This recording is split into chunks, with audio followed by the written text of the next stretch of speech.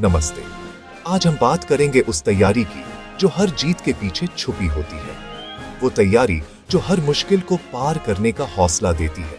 अक्सर हम सोचते हैं कि जीत सिर्फ टैलेंट या किस्मत से मिलती है, लेकिन असल में जीत की असली कुंजी है तैयारी।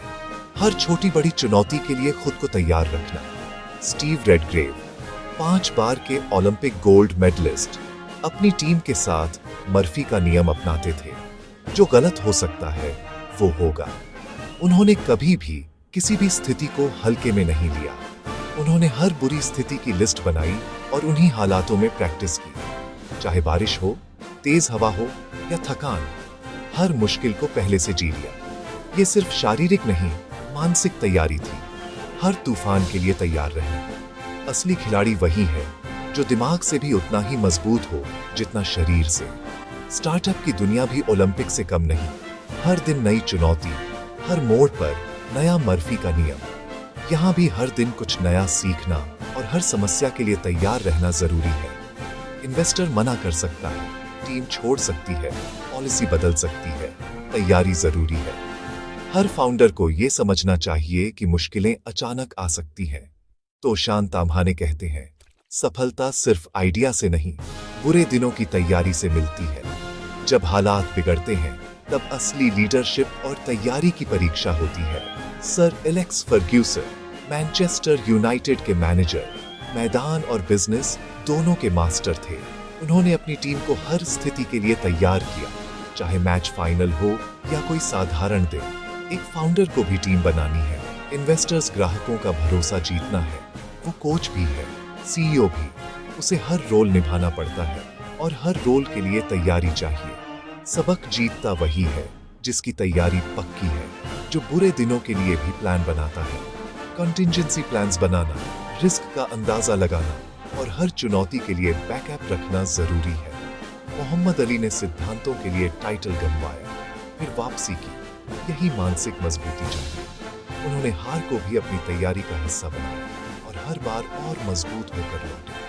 स्टार्टअप फाउंडर को भी पता होना चाहिए, मुश्किलें आएंगी, लेकिन तैयारी है तो सामना कर सकते हैं। हर रात की मेहनत, हर असफलता से सीखा गया सबक, यही असली तैयारी है। सफलता लॉटरी में, तैयारी और पसीने का इनाम है। जो हर दिन खुद को बेहतर बनाने में लगा रहता है, वही असली विजेता बनता है। याद रखिए, जीत उन्हीं की होती है जो हर हाल में तैयार रहते हैं। स्टार्टअप और बड़ी कंपनियों में असली फर्क क्या है? क्या सिर्फ साइज, बजट या टीम का फर्क है, या सोच और काम करने के तरीके का भी? जब हम इन दोनों को करीब से देखते हैं तो असल अंतर उनकी रफ्तार, लचीलापन और फैसले लेने के तरीके में नजर आता है। स्टार्टअप एक तेज स्पीड बोट है, फुर्तीला, लचीला, तुरंत फैसले लेने वाला। ये छोटी टीम सीमित संसाधनों के साथ नए आइडिया पर तेजी से काम शुरू कर सकता है। रिस्क लेने की हिम्मत और बदलाव को अपनाने की ताकत स्टार्टअप की सबसे बड़ी पहचान है। 2 लोग, कम नियम, आज सोचा, कल शुरू, यही ताकत है। यहाँ हर दिन एक नई चुनौती है और हर चुनौती में एक नया मौका छुपा है। स्टार्टअप्स में अक्सर काम का माहौल दोस्ताना और जोश से भरा होता है। बड़ी कंपनी एक क्रूज शिप, मजबूत, सुरक्षित, लेकिन धीमी और भारी। यहाँ फैसले लेने में वक्त लगता है, क्योंकि हर कदम पर सोच समझ और मंजूरी जरूरी है। हर काम के लिए प्रोसेस, मंजूरी, सिस्टम, रफ्तार कम, लेकिन इसी सिस्टम की वजह से कंपनी लंबे समय तक टिकती है और बड़े पैमाने पर काम कर पाती है। स्केलिंग के लिए स्टार्टअप को भी सिस्टम चाहिए, वरना भीड़ में डूब सकता है। जैसे जैसे टीम बढ़ती है, वैसे वैसे प्रोसेस और स्ट्रक्चर जरूरी हो जाते हैं ताकि ग्रोथ संभाली जा सके। वहीं बड़ी कंपनियां भी अब इनोवेशन लैब्स बनाकर स्टार्टअप जैसी फुर्ती सीख रही है। वे अपने पुराने सिस्टम में नई सोच और तेजी लाने की कोशिश कर रही हैं। खेल संतुलन का है, फुर्ती और स्थिरता के बीच। दोनों के अपने फायदे हैं और दोनों की अपनी चुनौतियां। स्टार्टअप बड़ा होकर कॉर्पोरेट की तरह बनना चाहता है, कॉर्पोरेट छोटा होकर स्टार्टअप जैसा। दोनों एक दूसरे से सीखना चाहते हैं ताकि वे बदलती दुनिया में आगे रह सकें। असली जीत उसी की है जो दोनों का संतुलन साध ले। जो तेजी और स्थिरता दोनों को साथ लेकर चले, वही आगे बढ़ता है। यही बिजनेस की असली चाल है, समझदारी से संतुलन बनाना और हर मौके को सही समय पर पकड़ना। एक कंपनी को चलाने के लिए सिर्फ फाउंडर नहीं, 4 खास किरदार चाहिए। ये चारों मिलकर कंपनी की नींव मजबूत करते हैं। हर एक की अपनी अलग पहचान और जिम्मेदारी होती है। सीईओ कंपनी का चेहरा, कप्तान कहानी सुनाने वाला, स्टीव जॉब्स जैसे लीडर जो टीम को मोटिवेट करता है, विजन दिखाता है और मुश्किल वक्त में भी आगे बढ़ने की हिम्मत देता है। सीएफओ खजांची, रियलिस्ट, पैसे का रखवाला, सपनों को हकीकत में बदलने का रास्ता बनाता है। बजट, इन्वेस्टमेंट और रिस्क मैनेजमेंट की जिम्मेदारी उसी की होती है। CEO second in command, company के अंदरूनी कामकाज का मास्टर, ऑपरेशंस स्मूथ चलाना उसकी जिम्मेदारी। हर डिपार्टमेंट को जोड़कर टीम को एक दिशा में ले जाना उसका काम है। सीएसओ भविष्य का नक्शा बनाने वाला, स्ट्रेटजी हेड, पैसे को सही जगह लगाना, विजन को हकीकत से जोड़ना, मार्केट ट्रेंड्स को समझकर कंपनी को आगे बढ़ाने की प्लानिंग करता है। ये चारों मिलकर कंपनी को आगे बढ़ाते हैं। हर एक की भूमिका अलग, लेकिन मंजिल एक ही, सफलता। सीईओ सपने दिखाता है, सीएफओ उन्हें जमीन पर लाता है। दोनों के बीच तालमेल से ही कंपनी आगे बढ़ती है। सीईओ इंजन चलाता है, सीएसओ दिशा तय करता है। एक बिना दूसरे के कंपनी अधूरी है। तोशान तामहा खुद सीएसओ हैं, रणनीति और कैपिटल एलोकेशन के मास्टर। उनकी सोच और प्लानिंग से कंपनी को नई ऊंचाइयां मिलती है। असली ताकत टीम वर्क में है, हर किरदार जरूरी। जब सब मिलकर काम करते हैं तभी कंपनी आगे बढ़ती है। एक पहिया भी कमजोर हुआ तो गाड़ी नहीं चलती। हर रोल की अपनी अहमियत है। कंपनी को आगे बढ़ाने के लिए हर रोल का तालमेल जरूरी है। यही असली लीडरशिप है, जहां हर कोई अपनी जिम्मेदारी निभाता है। और यही बिजनेस की असली कहानी है, एक टीम, एक सपना और 4 मजबूत किरदारों की साझेदारी। स्टार्टअप चलाना मतलब रोज नई समस्याएं, क्यों तकनीक, हर समस्या की जड़ तक पहुंचने के लिए बार बार क्यों पूछो।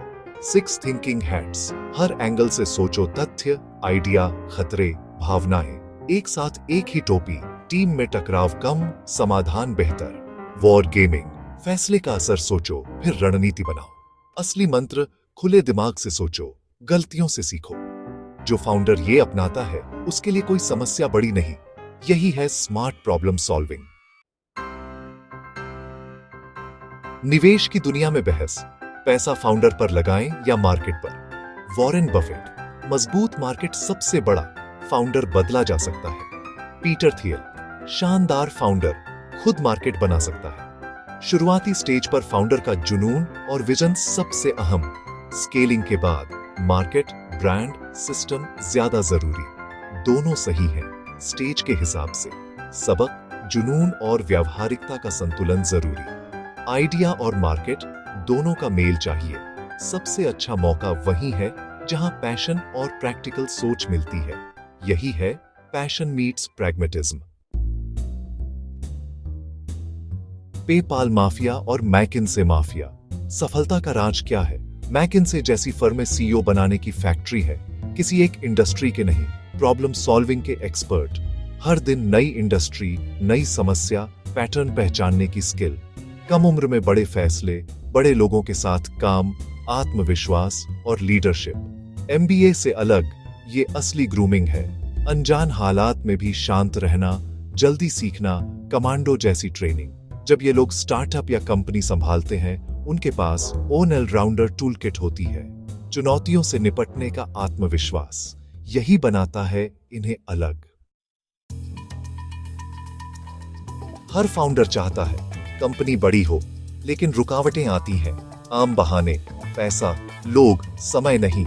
असली चुनौती सोच और महत्वाकांक्षा है। सफलता उतनी ही चाहिए जितनी सांस। रेजिलियंस जरूरी। जेके रोलिंग को 29 बार रिजेक्ट किया गया, फिर भी डटी रही।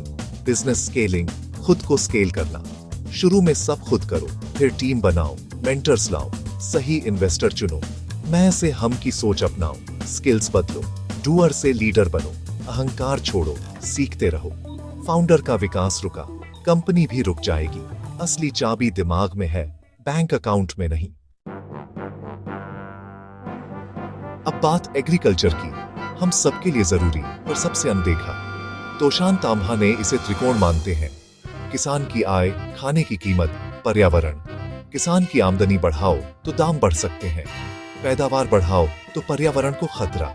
असली समस्या भोजन की कमी नहीं, कुप्रबंधन है। अनाज बर्बाद, लोग भूखे, सप्लाई चेन सुधारना जरूरी।